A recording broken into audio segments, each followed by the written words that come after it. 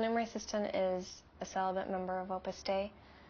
We're just like any other member. We have the same vocation, although we do have a little bit of a different availability. We are available to take care of the centers of Opus Dei and really make them a home 100% and full-time, I guess you could say. And really I do see myself as the mother of Opus Dei. I mean, I'm not the only one, that's for sure, but I do enjoy making sure that this home really does look like a home, that doesn't look like, you know, some institution or something like that, that it's decorated well, that it's got a beautiful appearance, that it's nice to come home to, and that the other members of Opus Dei that maybe work outside of the home, a lot of them do, are able to come home and know that those things are going to be taken care of. You know, like they're going to have good food. You know, they're going to always have food that's made, prepared well, on time, that they're going to have their laundry taken care of, that the house is going to be clean. You know, because when you're worried about those things getting done, then you're probably not doing your professional work so well, or vice versa. You know, something's probably missed. So I'm there to take care of that.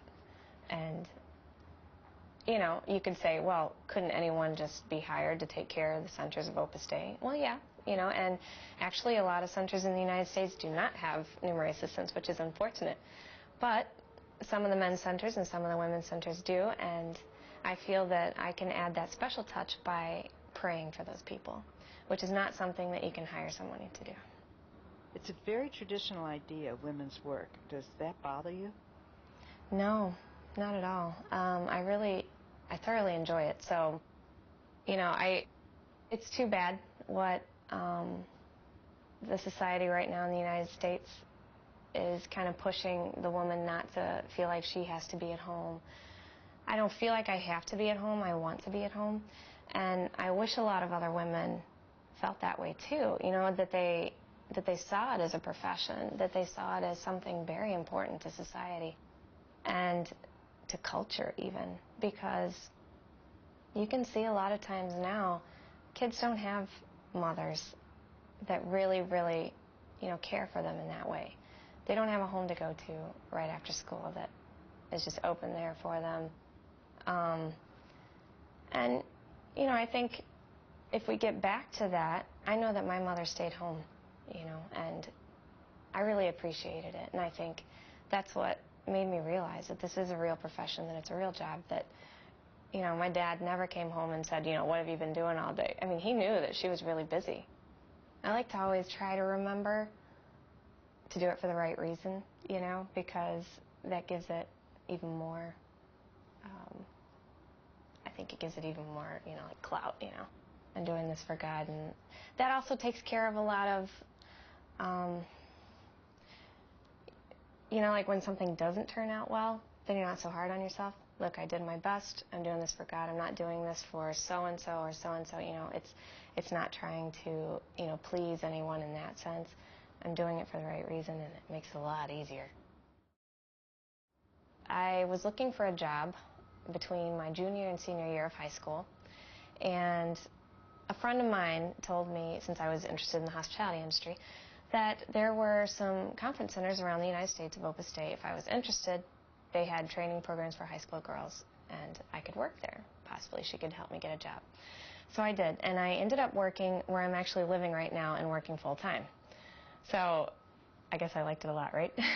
But I went there for the whole summer in between that junior and senior year and enjoyed it a lot. I learned a lot about cooking, cleaning, you know, everything that I was kind of interested in anyway. Then I started thinking, you know, this could be something that God's calling me to. I had a little bit of a distraction there at that point too, because I had a very serious boyfriend that I considered marrying, you know, and having a big family with.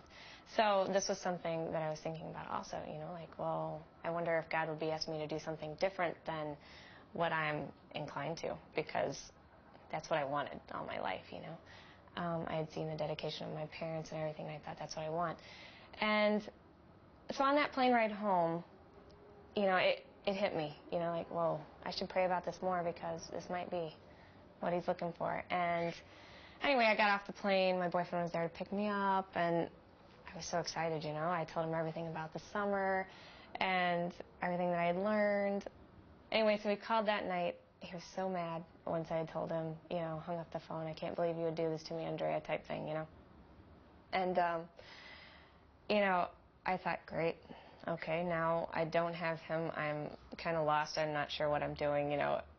But then he called back an hour later and said, you know, Andrea, I could have lost you to anybody, you know, up in Chicago. You're there for a whole summer and everything, but I lost you to God. You know, what better, you know, person could I lose you to?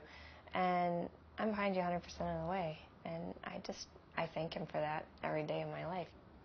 Have there ever been any moments of doubt? No. Not doubt against whether God called me or not. There's always going to be that little bit of a struggle, and it's funny because I was just telling this to somebody the other day, that, you know, anybody thinks, you know, like, oh gosh, I should have married the first boyfriend I had rather than the fifth boyfriend I had. Or, you know, if I didn't have all these kids, maybe I could be doing this with my career. And, you know, I mean, those silly little thoughts will come in every once in a while, but that's like the moment that you have to just say, no, wait a minute, this is what I'm doing with my life. This is what God wants me to do. And you have to pray more in those times, because I think that's what society doesn't do right now. They don't rely on what God has planned for them and rely on that grace for them to go through with whatever he's dishing out at the moment. Are you happy? Totally. Yeah. Completely happy. Tell me about it. Well, it's hard to, like, explain it to someone else, but it's like a feeling that I think you could probably relate when you know you're doing what God wants you to be doing, or you know you're doing something right. You feel good about it, you know. There comes that feeling naturally, I think. If you have a lot of questions and you have a lot of anxiety in your life, you know that you're a little tense, you're stressed, you don't know what's coming next, and you're just moving from one thing to the next. But I know what I'm doing, I know where I'm going, and I enjoy that. I'm perfectly happy. First, they didn't really understand it too much. Some of them still don't. You know, they still, you know, well, have you met anybody yet? But, you know, I try to explain it the best I can, and they see that I'm really dedicated to what I'm doing, that I really enjoy it. I try to tell them little things here and there, you know, about my day. I try to keep in touch with them often. So they've come to respect that about me. And since they see that I'm happy, that I know what I'm doing, that I know where I'm going, they don't question it anymore. You know, at first they were like, oh, it's just a phase you're going through. You'll outgrow it, you know, or something. But 11 years is a long time to stick with something that's just a phase. So they appreciate it, and they come to me often, you know, like with their problems and stuff. A lot of them have had, you know, problems with their marriages. Not that I'm saying marriage is a bad thing. I think it's beautiful. But you really have to have a vocation to it as well. And they've had a lot of hard times, so they come and tell me, you know, like, help me in this area, help me in that area. What would you do? Or, you know. So I'm glad I'm there for them, because that's my vocation, to be there for the others.